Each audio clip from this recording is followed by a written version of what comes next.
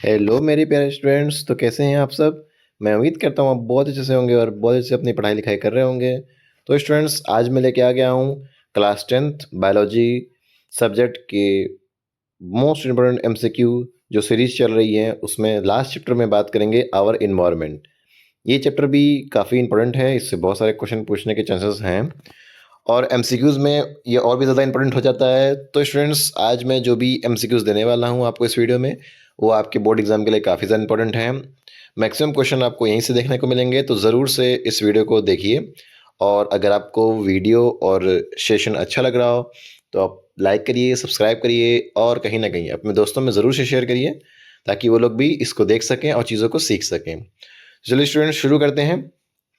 और जो ये क्वेश्चंस हैं, मैंने पहले भी बता रखा है कि आपके sample papers, previous year, NCERT exemplar, इन सबसे मिक्सअप करके ये बनाया गया है। ठीक है स्टूडेंट्स, चलिए तो पहले क्वेश्चन से बात करेंगे।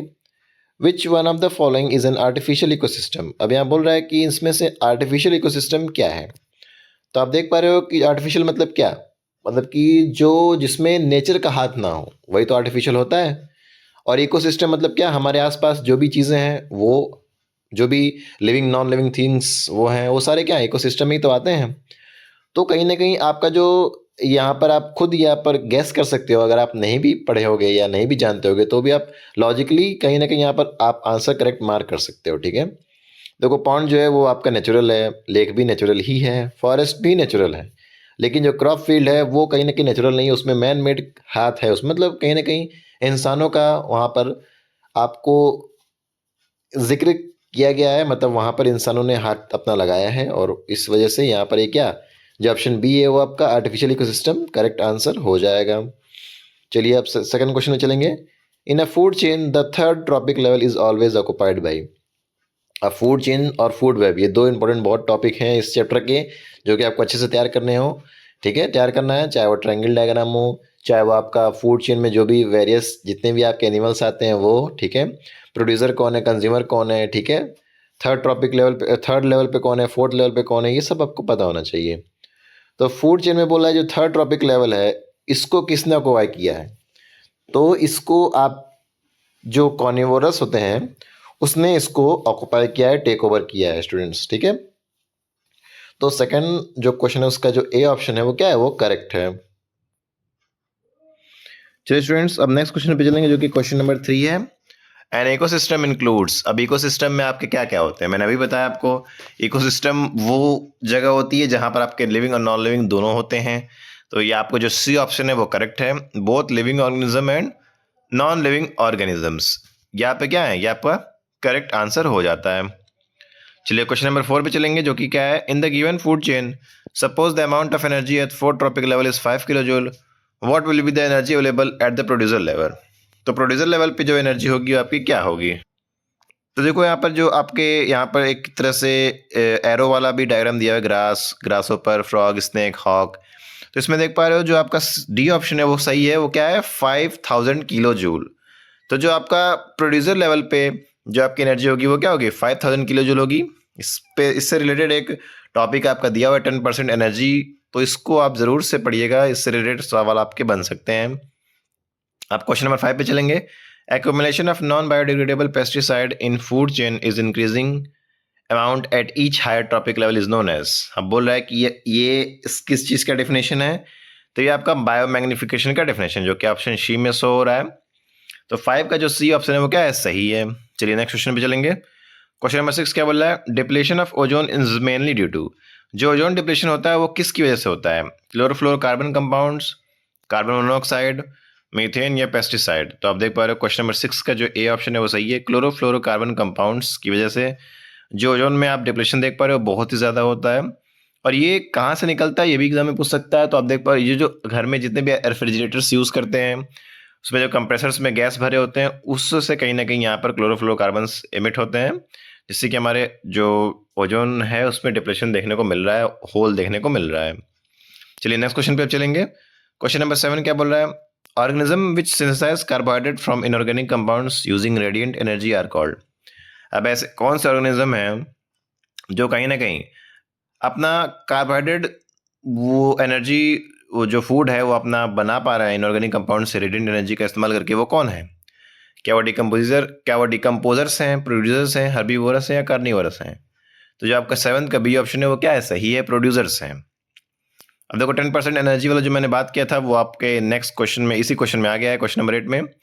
इन an ecosystem the 10% of energy available for the transfer from one trophic level to next trophic level is in the form of. अब जो एनर्जी ट्रांसफर देख रहे हो, जो भी 10% एनर्जी ट्रांसफर होती है एक ट्रॉपिक लेवल से दूसरे ट्रॉपिक लेवल पे, तो वो कहीं ना कहीं केमिकल एनर्जी के थ्रू ट्रांसफर होती है, ना ही हीट एनर्जी, ना ही लाइट एनर्जी, ना ही मैकेनिकल एनर्जी। तो जो 8th का सी ऑप्शन है वो क्या है? वो करेक्ट है। चलिए क्वेश्चन नंबर 9 पे पहुंचेंगे। Organisms of a higher tropic level which feed on several types of organisms belonging to lower tropic level constitute the। अब यहाँ फूड वेब का आपको कॉन्सेप्ट दिया हुआ है कि ऑर्गेनिज्म जो कि हायर ट्रॉपिक लेवल के हैं वो कहीं ना कहीं दूसरे जितने भी सेवरल टाइप्स के ऑर्गेनिज्म हैं उन पे अपना खाना पीना खाते हैं, फीड करते हैं, जो कि लोअर ट्रॉपिक लेवल से कॉन्स्टिट्यूट बिलोंग करते हैं, तो उन्हें हम लोग क्या बोलते हैं? वो फूड वेब होता है। चलिए तो क्वेश्चन नंबर 9 का डी ए ऑप्शन सही है।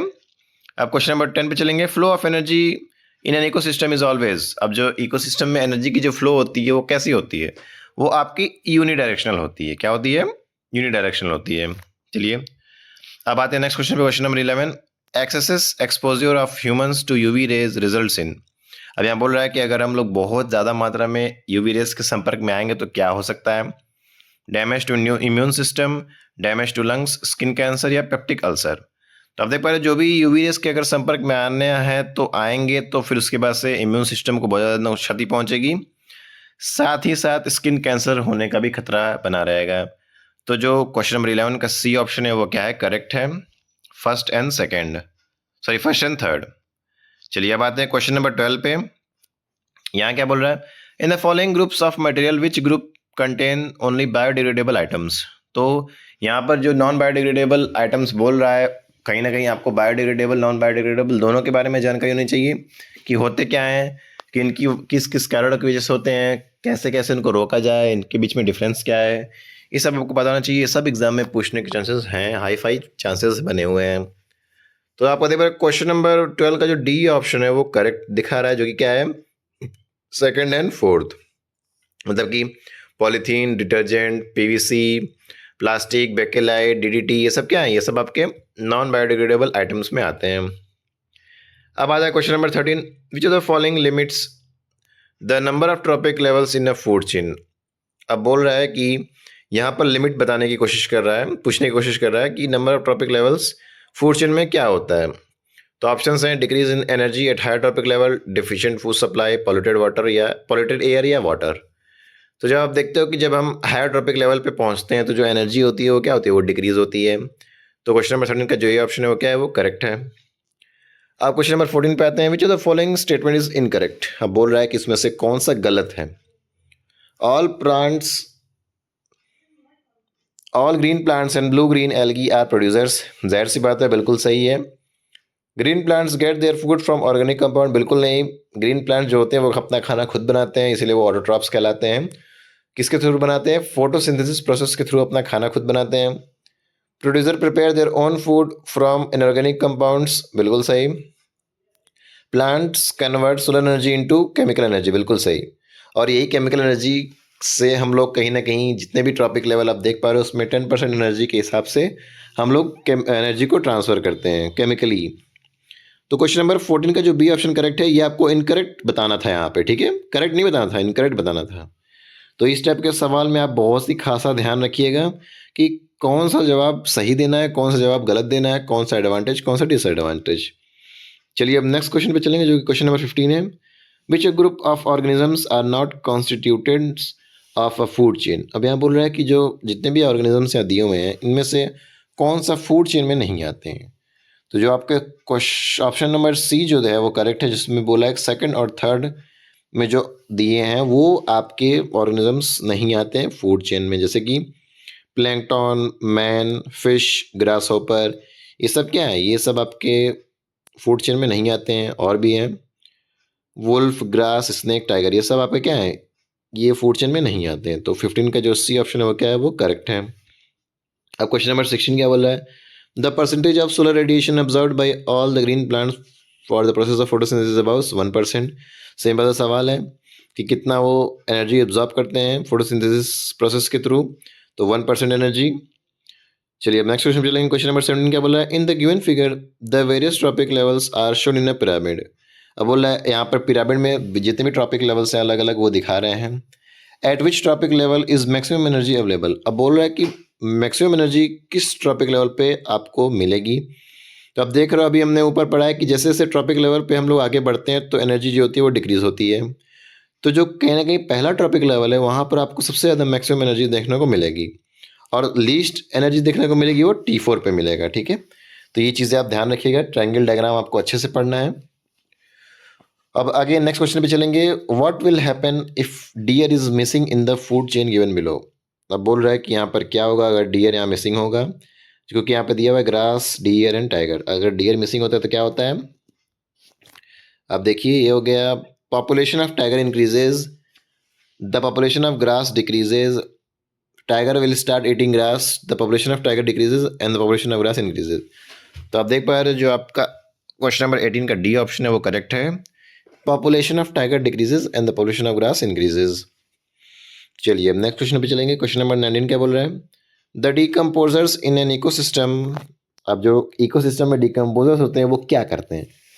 इनऑर्गेनिक मटेरियल को सिमिलर फॉर्म में कन्वर्ट करते हैं, ऑर्गेनिक को इनऑर्गेनिक में फॉर्म में कन्वर्ट करते हैं, इनऑर्गेनिक मटेरियल को ऑर्गेनिक कंपाउंड में कन्वर्ट करते हैं, या कोई ब्रेकडाउन नहीं करते ऑर्गेनिक कंपाउंड का। तो क्वेश्चन नंबर 19 का जो बी ऑप्शन है वो क्या है? वो करेक्ट है कि ऑर्गेनिक मटेरियल को इनऑर्गेनिक मटेरियल में क्या करते हैं? कन्वर्ट करते हैं। ठीक है, तो क्वेश्चन नंबर 19 का बी ऑप्शन सही है, बिल्कुल सही, इसको ध्यान से आप पढ़िए। क्वेश्चन नंबर 20 क्या बोल रहा है? If a grasshopper is eaten by a frog then the energy transfer will be from. बोल रहा है कि अगर ग्रास हॉपर जो है वो कहीं ना कहीं खुराक बन चुका है फ्रॉग का, मतलब फ्रॉग ने उसको खा लिया है, तो एनर्जी जो ट्रांसफर होगी वो किस फॉर्म में होगी? Producer to decomposer, producer to primary consumer, primary consumer to secondary consumer, या secondary consumer to primary consumer. तो जो क्वेश्चन नंबर 20 का सी ऑप्शन है वो क्या है? वो करेक्ट है, primary consumer to secondary consumer. अब नेक्स्ट क्वेश्चन क्या बोल रहा है? Question number 21, disposable plastic plate should not be use because. तो ऑप्शंस आपके दिए हुए हैं। They are made of material with light weight, they are made of toxic materials, they are made of biodegradable materials, या they are made up of non biodegradable materials. तो question number 21 का जो D option है वो क्या है? वो सही है कि वो लोग जो नॉन बायोडिग्रेडेबल मटेरियल से होते हैं उससे बने होते हैं। ठीक है, इसीलिए हम लोग उसको क्या करते हैं? यूज़ नहीं करते हैं। ठीक है, क्योंकि नॉन बायोडिग्रेडेबल है, वो जल्दी से ख़त्म होगा नहीं, सालों साल रहता है उसी तरह से, जल्दी से एग्जॉस्ट नहीं होगा। इसी वजह से हम लोग कहीं ना कहीं यहाँ पर नॉन बायोडिग्रेडेबल ना इस्तेमाल करके बायोडिग्रेडेबल इस्तेमाल करते हैं कि उसको हम लोग खत्म कर सकें। चलिए अब कुछ हम लोग बात करेंगे एडिशनल एमसीक्यूज पर, जो कि आपका पहले क्वेश्चन से स्टार्ट होता है। Which of the following waste are not biodegradable. बोला इसमें से कौन सा जो है बायोडिग्रेडेबल वेस्ट नहीं है? Domestic waste, agriculture waste, radionuclides, या लिवस्टॉक वेस्ट।